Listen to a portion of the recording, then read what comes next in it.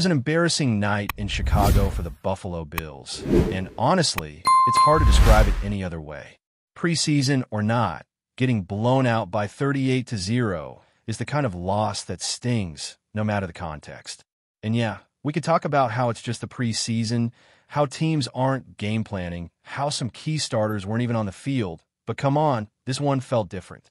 This wasn't just about rusty execution or second stringers getting reps. This looked like a team that wasn't ready to compete from the opening snap, and the Chicago Bears, led by Caleb Williams in his highly anticipated debut, came out firing like it was a playoff game. Let's be real, the Bears treated this like a statement game. Caleb Williams was out there with a purpose under the lights of Sunday Night Football, in front of the home crowd, with the entire NFL world watching his every move. Chicago rolled out their starters. They wanted reps, they wanted rhythm, and more than anything, they wanted to show they're not the pushovers of old. Meanwhile, the Bills, well, they were clearly approaching this game with a different mindset.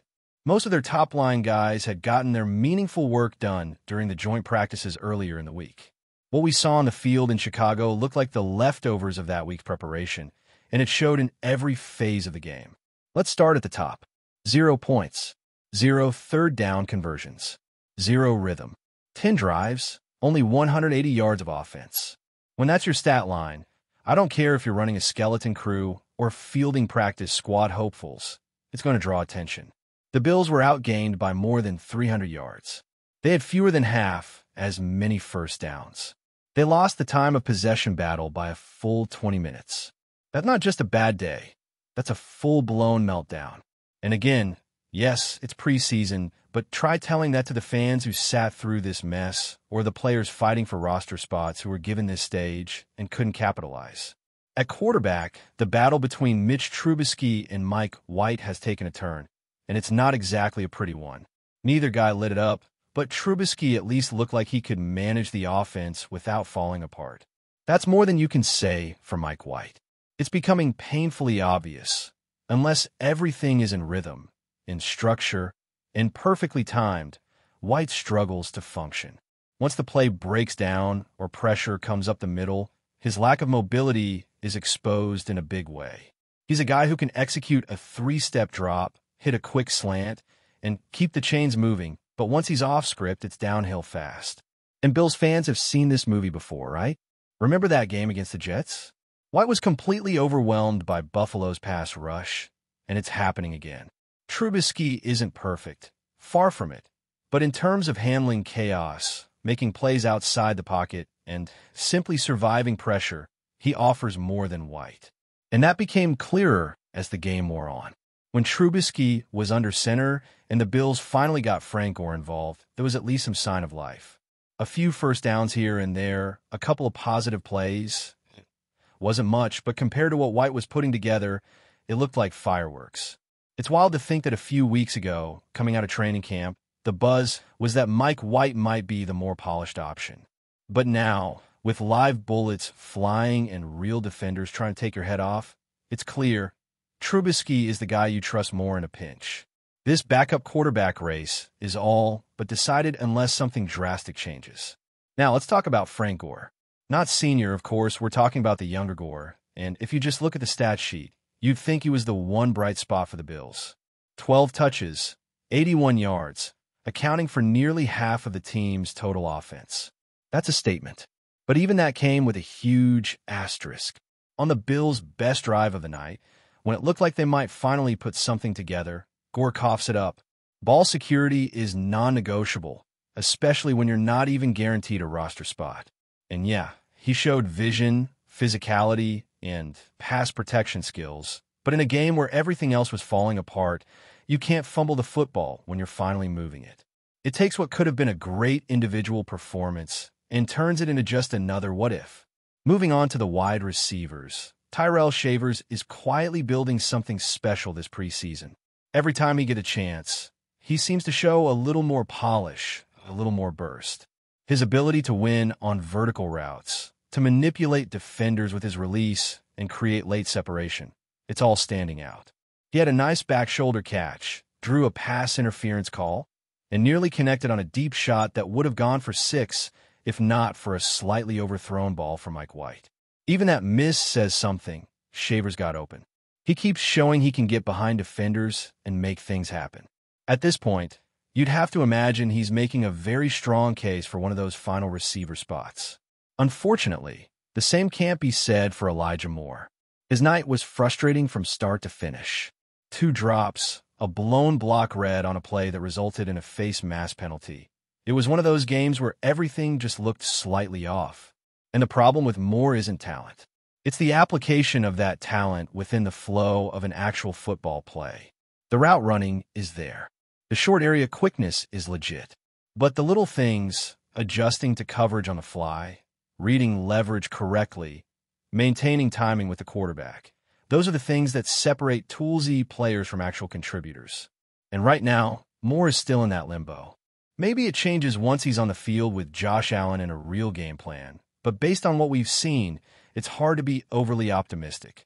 The tight ends weren't much better. Zach Davidson in particular had a rough outing, with penalties that absolutely killed any momentum the Bills might have had. A face mask on what should have been a solid game.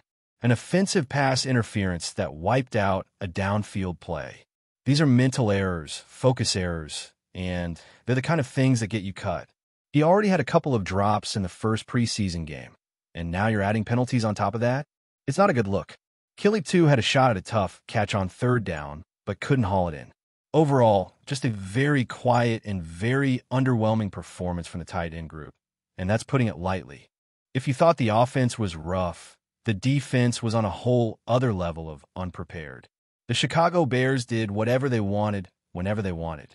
Over 500 yards of total offense, 31 first downs, over 9 minutes per quarter in time of possession. This wasn't just a team having a bad day.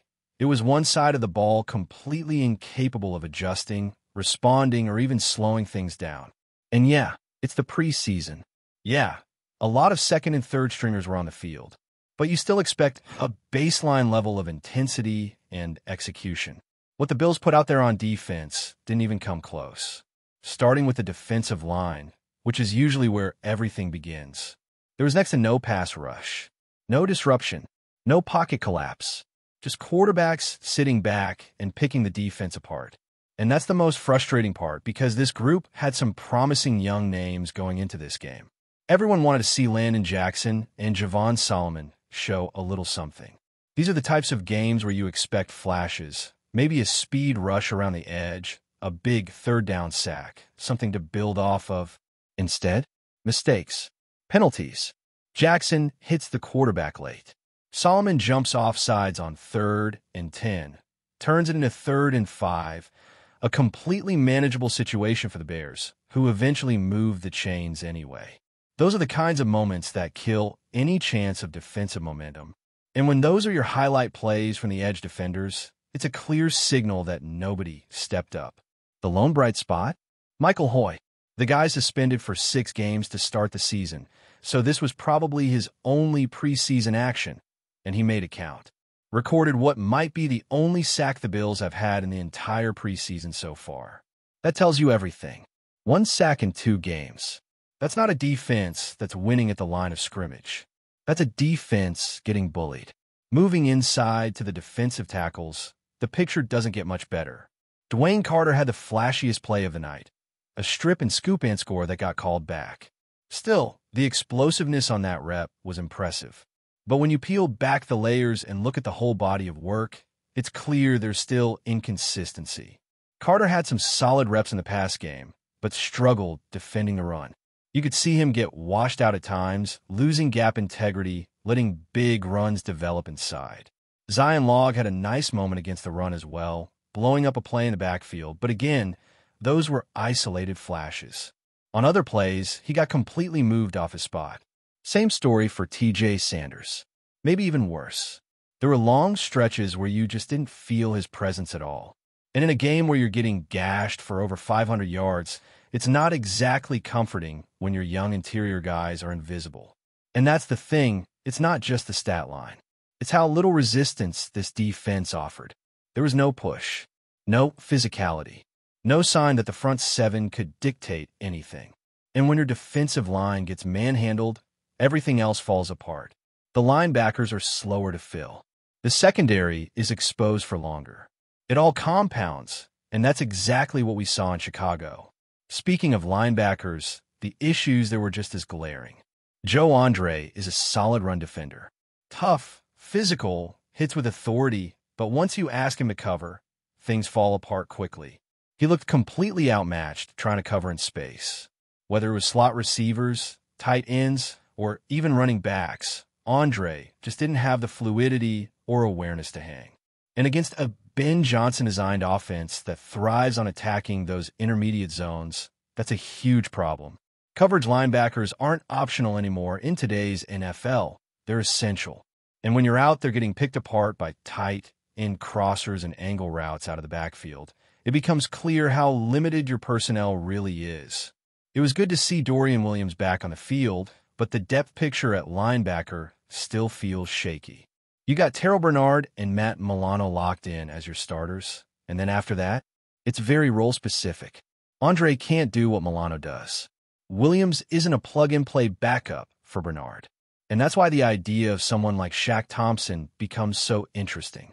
Here's a veteran who knows the system, can play both spots, has worn the green dot, and can actually move in coverage. Sure, he's older and coming off injury, but when you look at how exposed this defense was on Sunday, adding someone like Thompson might be a necessary insurance policy rather than a luxury. And now, let's get to the cornerbacks, or rather, the guys who were left completely out to dry. The Bears passed for over 350 yards. At times, it looked like their receivers were running routes on air. And while it's true that when the pass rush doesn't get home, it makes life miserable for corners, you still need to see more fight out there. Dane Jackson, in particular, struggled to stay with his man on extended plays.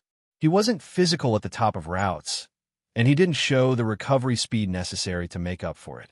But again, when linebackers are blowing coverage assignments and safeties are a step late, corners are often left trying to cover the entire field. Still, it's hard to feel good about what we saw from that unit. The safety position, though, is probably where the most concern is brewing, and with good reason. Cole Bishop finally got back on the field after missing 3 weeks, and the rust was obvious. He had one nice open field tackle, but outside of that, it was mostly bad. A missed tackle in space, then a brutal rep in man coverage where he got completely twisted up and gave up a touchdown. Look, it's way too early to make any long-term judgments about Bishop's career. He's a rookie, he's missed time, and he's still learning the pro game. But based on the limited snaps we've seen, the concern is valid. He hasn't looked ready. And when you combine the lack of availability with the underwhelming play, it raises questions, especially with how important the safety position is in Sean McDermott's scheme. Damar Hamlin is still battling, still showing heart, but the truth is he is what he is. A depth player, a guy who was drafted late, paid like a backup, and has always been expected to be a role guy, not a solution. The fact that Buffalo still has to rely on him in games like this speaks volumes about how poorly things have gone with some of the new additions. Mike Edwards? Non-factor. Derek Forrest? Completely invisible. Taylor Rapp didn't play in this one, and suddenly he looks like the most important defensive back on the team. That's how shaky the safety group has been. It makes you start to wonder if Cam Lewis is going to start factoring into that discussion more seriously. He's got experience, versatility. It could be the stopgap if Bishop or Rapp can't go. Not ideal, but this is where the depth questions become reality. Before we dive back in, make sure to hit that subscribe button and give this video a thumbs up. Your support helps us keep delivering the latest Buffalo Bills updates straight to your screen. And hey, don't hold back. Let us know your thoughts on today's news down in the comments. The NFL world has been sent into a whirlwind of speculation and excitement as reports confirm a blockbuster trade between the Buffalo Bills and the Kansas City Chiefs, a move that could reshape the landscape of professional football for years to come. Sources close to team management suggest that the Bills have successfully closed a deal to acquire star quarterback Patrick Mahomes, a name synonymous with excellence and charisma in the league. While details of the trade are still emerging, insiders hint at a combination of high draft picks, promising young talent, and significant financial considerations exchanged between the two franchises. This potential shift has sparked endless debate among fans, analysts, and former players, all weighing the impact of Mahomes' arrival in Buffalo. The chatter has been relentless, with social media channels and sports networks buzzing around the clock, dissecting possible strategies, offensive schemes, and the implications for the AFC.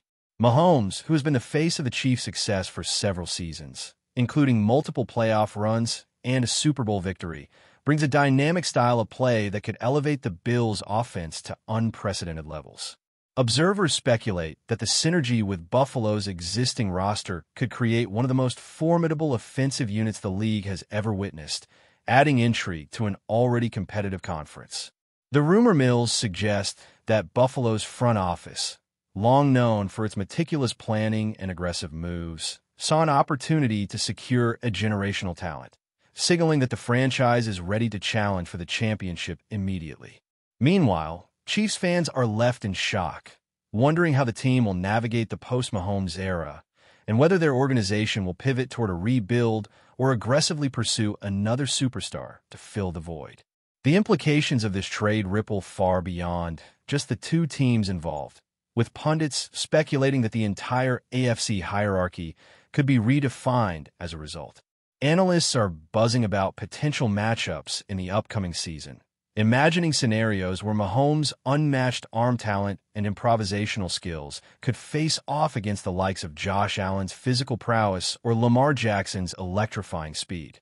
The trade could also trigger a domino effect throughout the league as franchises reassess their quarterback situations, draft strategies, and salary cap allocations in response to such a seismic move.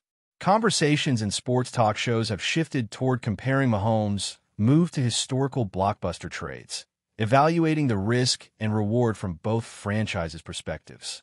Buffalo, long considered a contender but often struggling to break through in critical playoff moments, may see this as a statement move, signaling their intent to dominate not only the AFC East but the entire league. On the other hand, Kansas City's strategy in parting with their franchise quarterback raises questions about the Chiefs' confidence in their depth chart, coaching adaptability, and ability to maintain competitiveness without Mahomes leading the charge. Rumors swirl about possible replacements or trade targets for the Chiefs, creating an atmosphere of speculation that refuses to settle. Sports journalists have noted the timing of the trade as strategic, allowing Buffalo to integrate Mahomes into their off-season training, while Chiefs executives might already be weighing draft day surprises and potential free agent signings. Social media platforms have exploded with fan reactions ranging from disbelief to excitement, fueling a narrative that the NFL is entering one of its most unpredictable and exhilarating chapters in recent memory. The underlying buzz suggests that the real story will be written on the field, where Mahomes' adaptability, leadership, and chemistry with new teammates will ultimately define whether this trade becomes a historic masterstroke or a cautionary tale in franchise decision-making.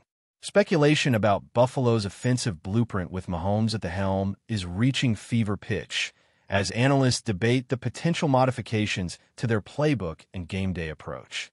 Insider whispers indicate that Mahomes' arrival could usher in a hybrid scheme blending traditional pro-style sets with innovative spread concepts, designed to maximize his improvisational genius while leveraging Buffalo's already formidable supporting cast. Fans are imagining a scenario where tight ends, wide receivers, and running backs operate in synchronized chaos, creating a multi-dimensional offense capable of dismantling even the most disciplined defenses. Rumors also suggest that coaching adjustments are imminent, with offensive coordinators possibly revisiting past strategies to accommodate Mahomes' unique ability to throw from unconventional angles and on the run. In locker rooms, teammates are reportedly both thrilled and anxious, aware that expectations will skyrocket and media scrutiny will intensify, yet motivated by the chance to compete alongside one of the most electrifying quarterbacks of the modern era. Social media speculation continues to intensify, with viral discussions about potential highlight reel plays, record-breaking seasons, and playoff runs dominating comment sections across platforms. The narrative extends beyond the technical aspects of the game, touching on Mahomes' leadership qualities, his capacity to inspire teammates, and the cultural impact of such a high-profile acquisition. The rumor mill even suggests that ticket demand in Buffalo has surged dramatically, reflecting a fan base eager to witness history in the making. Meanwhile, betting markets and fantasy football analysts are recalculating projections, predicting that the Bills could become an unstoppable force in the AFC with Mahomes' arrival, a factor that adds fuel to the ongoing frenzy. Conversations among former players, coaches, and commentators emphasize that while talent is critical, chemistry and adaptability will determine whether Buffalo can translate this high-profile trade into sustained success, reinforcing the narrative that the league is about to enter a thrilling period of unpredictability and excitement. The reaction from Kansas City has been a mix of shock, contemplation, and forward-looking strategy as the Chiefs confront the challenge of moving on from a quarterback who has defined an era. Rumors within team circles suggest that management is weighing a combination of veteran signings, draft capital utilization, and internal development to fill the void left by Mahomes' departure. Fans have taken to forums, podcasts, and social media to debate the best path forward, creating an echo chamber of speculation about potential successors, trade targets, and future coaching strategies.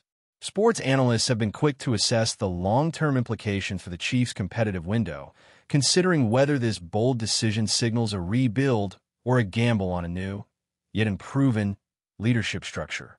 Reports hint at internal discussions around maintaining team morale, managing public perception, and securing talent that aligns with the Chiefs' offensive philosophy, even without their superstar quarterback. The ripple effect is being felt league-wide, with rival teams suddenly recalculating their playoff expectations and strategizing against a Chiefs squad in transition.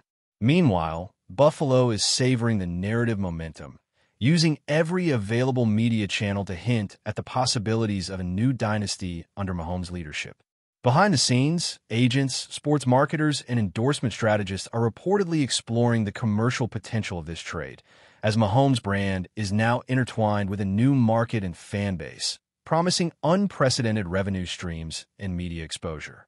While the transaction is now confirmed, the story continues to evolve, fueled by insider leaks, social media speculation, and fan fervor, ensuring that the trade will dominate headlines and conversation for months to come, creating a unique atmosphere of anticipation, curiosity, and competitive tension within the NFL community. This ongoing buzz positions the league at a fascinating juncture, where historical narratives, statistical projections, and human drama converge, promising a season defined not just by games, but by the storylines that ripple from a single, monumental trade. As the sports world continues to digest the confirmed trade, murmurs of long-term ramifications dominate every discussion, suggesting that Mahomes' move to Buffalo could alter franchise philosophies, player development pipelines, and even league-wide marketing strategies. Observers speculate that the trade could redefine quarterback valuation, influencing how future contracts, incentives, and trade negotiations are structured across the NFL. The intrigue is amplified by the timing of the move, coinciding with key off-season periods, potential coaching hires, and draft strategies, all of which may be adjusted to accommodate the presence of a generational talent like Mahomes. Analysts debate the psychological and cultural impact on both locker rooms, predicting that Buffalo's confidence and public image will soar, while Kansas City faces a test of resilience, leadership, and adaptability. Rumors also swirl around the potential ripple effects for other teams in the AFC East and beyond, as rival organizations reconsider their own rosters, free agent plans, and tactical approaches in light of Buffalo's newfound offensive capability. Fan forums and sports media outlets are abuzz with speculative what-if scenarios, ranging from record-breaking seasons to playoff rematches, each narrative layer adding to the growing mythology of this trade. Industry insiders highlight the unprecedented marketing potential, with jersey sales, endorsements, and social media engagement expected to reach historic highs, cementing Mahomes' status not just as an on-field phenomenon, but as a cultural icon within professional sports. The swirling rumors, strategic analyses, and fan theories combine to create a dynamic atmosphere where the actual performance on the field may become secondary to the narrative momentum driving the league's conversation, making this trade not just a transaction, but a central plot point in the unfolding drama of modern football.